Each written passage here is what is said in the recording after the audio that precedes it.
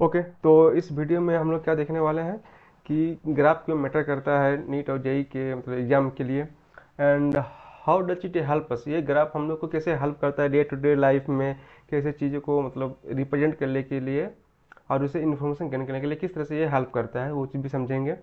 और समझेंगे साथ में हम लोग जो भी चीज़ समझेंगे उसमें इमेजिनेशन, आप कैसे इमेजिन करना है चीज़ों को, वो भी आपको सीखने को मिलेगा। एंड तीसरा जो है वो how a graph is created, graph कैसे क्रिएट किया जाता है आपको पता ही होगा, लेकिन अब देख लो एक बार कि कैसे ग्राफ क्रिएट किया जाता है, क्या होता है इसमें, इंडिपेंडेंट वेरिएबल क्या है, डिपेंडेंट वेरिएबल क्या है, meaning of A point and shape of a graph. एक ग्राफ में एक पॉइंट का क्या मतलब होता है, अगर शेप का क्या मतलब होता है, ये सारा चीज़ हम लोग सीखने वाले हैं। And slope of a graph, ये भी हम लोग देखेंगे कि एक्चुअल में स्लोप होता क्या है, क्यों टेन थीटा को हम लोग स्लोप बोलते हैं, और स्लोप एक्चुअली में होता क्या है, और इसका मीनिंग डिफरेंस ग्राफ में क्या क्या होता है, ये सारा चीज़ हम लोग इसमें देखेंगे। And area of the area under the graph, ये एक बहुत इंपॉर्टेंट चीज़ है, एरिया अंडर द ग्राफ। ये ये भी बहुत यूजफुल होता है न्यूमेरिकल्स में, और ये आपको कुछ चीज़ें रिजल्ट देता है, लेकिन क्यों देता है और कैसे देता है मतलब डीप तक जाएंगे हम लोग और समझेंगे इस चीज़ को भी कि ये कैसे होता है। इसमें भी आपको इमेजिन करने में सुविधा मतलब सुविधा मिलेगी। और ये जो है हम लोग इस वीडियो में देखेंगे, ये पार्ट 2 में, इसके नेक्स्ट वीडियो में हम लोग देखने वाले हैं इसको। तो ये बहुत लंबा हो जाएगा वैसे ही, तो इसको पार्ट 2 में देखेंगे। तो पहला क्वेश्चन का आंसर सिंपल है कि नीट और जेई की एग्जाम में ग्राफ से क्वेश्चन पूछा जाता है। बहुत सारा क्वेश्चन डायरेक्ट ग्राफ ही दिया जाता है, बोला जाता है कि मतलब इस कौन सा ग्राफ होगा कौन सा नहीं होगा, तो उसके लिए चाहिए मुझे ग्राफ मैटर करता है नीट और जेई की बहुत ज़्यादा। And second question, how does graph help us, तो उसके लिए एक डेटा है हमारे पास अभी।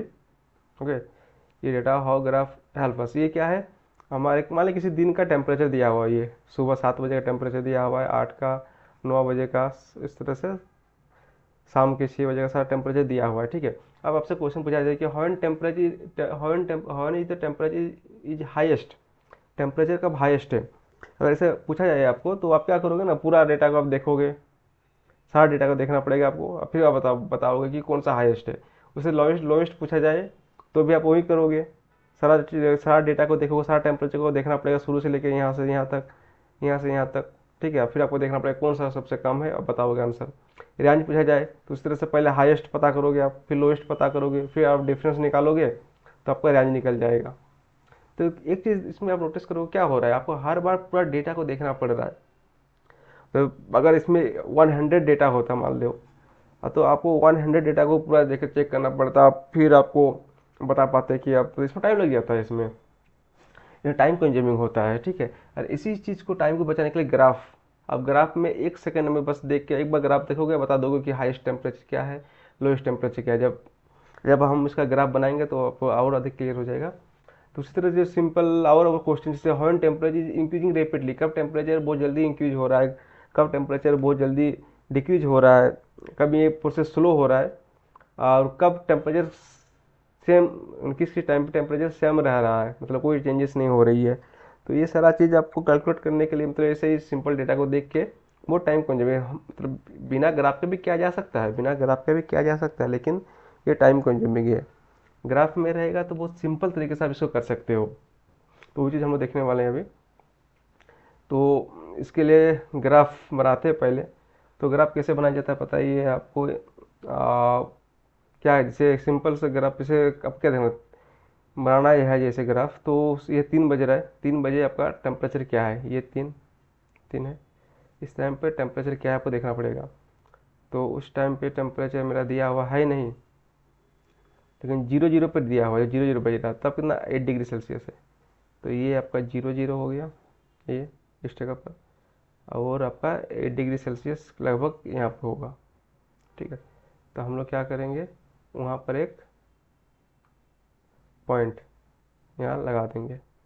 ठीक है, उसी तरह से 3 बजे का तो डेटा है नहीं, तो रहने दो। हाँ, ये भी फ़ायदा है ग्राफ का, अगर किसी टाइम पे आपको डेटा नहीं है तो आप अप्रोक्सीमेट उसका उस टाइम का डेटा आप निकाल सकते हो ग्राफ से। ठीक है, तो वो भी एक फ़ायदा बेनिफिट है ग्राफ का। और 6 बजे का टेम्परेचर दिया हुआ हो शायद, 6 बजे का भी नहीं है, कोई बात नहीं, तो हम लोग 7 बजे का निकाल लेते हैं। 7 बजे का टेम्परेचर 15 डिग्री सेल्सियस है, 7 बजे का, ये 7 यहाँ, 6 7, 6 7 7 में 15 डिग्री सेल्सियस, तो ऐसे। ठीक है, तो इस तरह से हम लोग ग्राफ को मतलब हर हर एक पॉइंट को हम लोग ड्रॉ करते हैं। यहाँ पे ये जो एक्स वाई एक्सिस प्लेन पे ड्रॉ करेंगे और लास्ट में इसको मिला देते हैं, सारे सारे पॉइंट को हम मिला देते हैं, तो एक ग्राफ बन जाता है। इसको मैं बना देता हूँ अभी। तो मैंने सारा पॉइंट ड्रॉ कर दिए हैं, तो अब इसको मिला देंगे हम लोग। सारा पॉइंट ड्रॉ हो चुका है, तो ऐसे पॉइंट के मिला के फ्री हैंड से ऐसे मिला के, ठीक है। इसके बाद कहाँ गया ये इसके बाद ऐसे करके मान लेते हैं, ऐसे और ऐसे। तो इस तरह से बन रहा है ग्राफ मेरा। ग्राफ जो मेरा बन गया अभी। और ये जो पॉइंट है, पॉइंट वैल्यू जैसे 12 बजे 23 डिग्री सेल्सियस, इसी तरह यहाँ जैसे है 00 बजे कितना था ना 8 डिग्री सेल्सियस था, 8 डिग्री सेल्सियस। तो ऐसे आप लिख सकते हैं, ये इस पॉइंट का है, ये रेड पॉइंट है इस पॉइंट का है। इस तरह से मैंने सारा पॉइंट को ड्रॉ कर दिया, तो ये एक ग्राफ बन गया। ग्राफ इस तरह से बनाया जाता है। हर एक इंस्टेंट पे आपको मतलब जितना भी डेटा मिला हुआ है आपको, उसके साथ उस तरह से पॉइंट ड्रॉ करके फिर लास्ट में उसको सारा पॉइंट्स को मिला दिया जाता है, तो इससे ग्राफ बन जाता है। अब आप बताओ कि हाइस्ट टेम्परेचर क्या है। सिंपल सा ग्राफ में दिख रहा है आपको, हाइस्ट टेम्परेचर क्या होगा। ये ये जो पॉइंट है, ये जो पॉइंट मिला है मुझे, ये हाइस्ट टेम्परेचर हो जाएगा, है कि नहीं। इसका लोएस्ट टेम्परेचर क्या होगा, जो सबसे नीचे है ये है और ये है, तो ये प्लस लोएस्ट हो गया। कब आपका टेम्परेचर बहुत जल्दी इंक्रीज हो रहा है, इस टाइम पे, क्या कि ये स्लोप अधिक है, स्लोप का यूज हो रहा है ना, तो स्लोप अधिक है। स्लोप अधिक होगा मतलब रेट बहुत स्पीड से वो तो पूरा इंक्रीज हो रहा है, चेंज हो रहा है, बहुत ज़्यादा स्पीड से चेंज हो रहा है। तो बहुत ज़्यादा स्पीड से अगर चेंज हो रहा है तो वो स्लोप उसका अधिक होगा। तो इस जगह पर हो रहा है, कहाँ स्लो स्लो हो रहा है, इस जगह पर स्लो हो रहा है, या फिर बोल सकते हैं इस जगह पर थोड़ा स्लो हो रहा है। तो आपको ग्राफ देख के पता चल जा रहा है कि क्या हो रहा है। रेंज कैलकुलेट करना है तो आपको यहाँ सबसे कम ये है, सबसे ज़्यादा ये है, तो आप इसके बीच का डिफरेंस कैलकुलेट करके रेंज कैलकुलेट कर लिए, तो सारा आंसर आपको बहुत जल्दी से मिल जाएगा, बहुत इजीली मिल जाएगा ग्राफ अगर मिल गया तो इस तरह से हम लोग ग्राफ हमें हेल्प करते हैं। तो कुछ पॉइंट्स जो है वो इस तरह से है, कुछ पॉइंट है कि टू ड्रॉ ग्राफ हमें क्या क्या चाहिए। हमें चाहिए एक्स एक्सिस चाहिए और वाई एक्सिस, है कि नहीं। ये ये एक्स एक्सिस और ये वाई एक्सिस चाहिए, ठीक है। अब जो कॉन्सेप्ट आता है वो है इंडिपेंडेंट वेरिएबल और डिपेंडेंट वेरिएबल, ठीक है। तो डिपेंडेंट वेरिएबल मतलब क्या हुआ, जिसका वैल्यू जिस पर डिपेंड करता है। मतलब जैसे एग्जांपल देता हूँ आपको अभी है, जैसे एक्स बराबर मान लेते हैं कि वाई स्क्वेयर, मतलब वाई का वैल्यू अगर 1 होगा तो एक्स का वैल्यू कितना हो जाएगा, सॉरी वाई का वैल्यू अगर 1 होगा तो एक्स का वैल्यू कितना हो जाएगा 1। वाई का वैल्यू अगर 2 होगा तो एक्स का वैल्यू हो जाएगा कितना 4। वाई का वैल्यू अगर 3 होगा तो एक्स का वैल्यू हो जाएगा 9। तो क्या हुआ, एक्स का वैल्यू जो है, एक्स का वैल्यू वो डिपेंड कर रहा है किस पे, वाई पे, वाई पे डिपेंड कर रहा है। एक्स का वैल्यू डिपेंड कर रहा है वाई पे।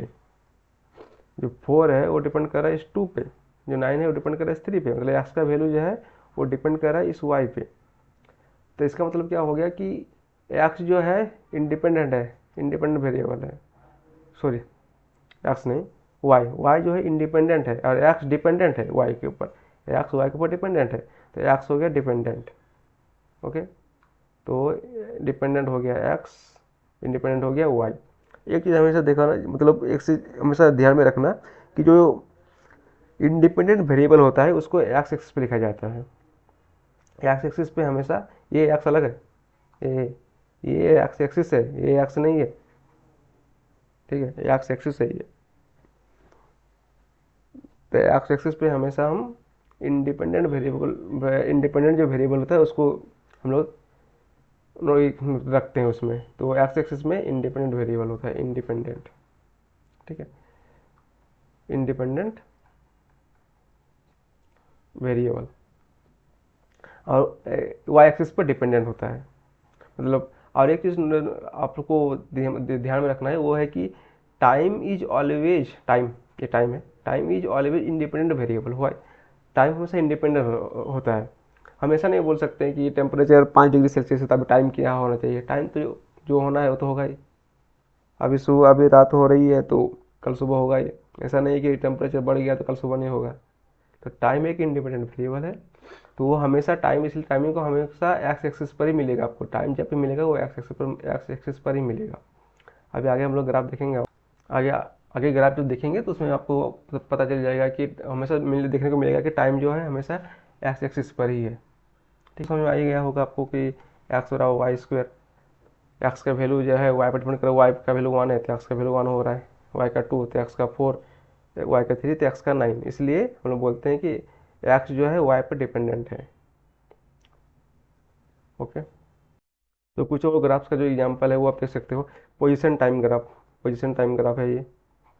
ओके, तो पोजीशन टाइम ग्राफ में क्या, तो टाइम के अनुसार आप पोजीशन को पॉइंट आउट करते जा रहे हो। मतलब मुझे मान लीजिए इस टाइम पे आपका पोजीशन ये था, फिर इस टाइम पे पोजीशन ये था, फिर इस टाइम पे पोजीशन ये था, इस टाइम पे पोजीशन ये था, इस टाइम पे पोजीशन ये था, इस टाइम पे पोजीशन ये था। इस तरह मतलब सारा पॉइंट कर लिया आप और इसको ड्रॉ कर दिए, तो ये आपका हो गया ना पोजीशन टाइम ग्राफ बन गया। ओके, इसी तरह वेलोसिटी टाइम ग्राफ, इस टाइम पे आपका वेलोसिटी ये था, इस टाइम पे आपका वेलोसिटी ये था, इस टाइम पे आपका वेलोसिटी ये था, इस टाइम पे आपका वेलोसिटी ये था। तो इस तरह से सारा पॉइंट आप ड्रॉ जब करते हो तो आपको वेलोसिटी टाइम ग्राफ मिल जाता है। इस तरह ग्राफ किसी को मतलब किसी भी चीज़ का ग्राफ हो सकता है। करंट टाइम ग्राफ हो गया, ये करंट टाइम ग्राफ हो गया। पोटेंशियल पोजीशन ग्राफ, ठीक है। पोटेंशियल आप पता नहीं अगर पोटेंशियल पता होगा कि नहीं, आप 12th क्लास में है तो आप इसको रहने दो, इग्नोर भी कर सकते हो। तो उसका भी ग्राफ बनता है। तो ग्राफ किसी भी चीज़ का बन सकता है, बस आपको एक डिपेंडेंट वेरिएबल चाहिए और एक इंडिपेंडेंट वेरिएबल चाहिए। डिपेंडेंट को आप इसमें करते हो एक्स वाई एक्सिस में, और इंडिपेंडेंट को जो है एक्स एक्सिस में। और टाइम टाइम हमेशा होता है क्या, एक्स एक्सिस में, नीचे साइड होता है, एक्स एक्सिस में होता है। क्योंकि टाइम एक इंडिपेंडेंट वेरिएबल है, ये फिक्स्ड है। बाकी चीज़ चेंज हो सकता है कि वो कभी डिपेंडेंट बन जाएगा, कभी इंडिपेंडेंट बन जाएगा, वो चेंज हो सकता है। लेकिन टाइम का फिक्स्ड है कि टाइम तो चेंज नहीं होगा। तो टाइम हमेशा मतलब जनरली वो इंडिपेंडेंट ही होता है। तो इसलिए टाइम को इंडिपेंडेंट को, इसलिए उसको एक्स एक्सिस में ही आपको अधिक देखने को मिलेगा कि टाइम आपका एक्स एक्सिस पर है। ओके,